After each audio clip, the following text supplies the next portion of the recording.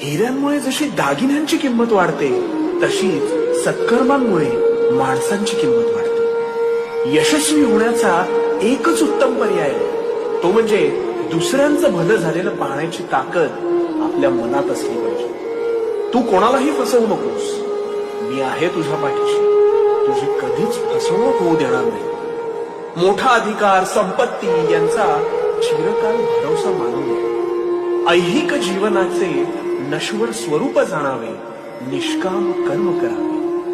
विश्वास ठेव. संपते मर्यादा तुझी, तिथून साथ देतो मी. तुझ्या अंतरात्म्यात मी तुला कधीही हरू देणार नाही.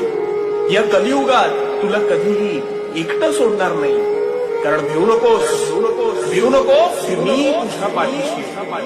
भिवू नकोस, मी तुझ्या पाठीशी.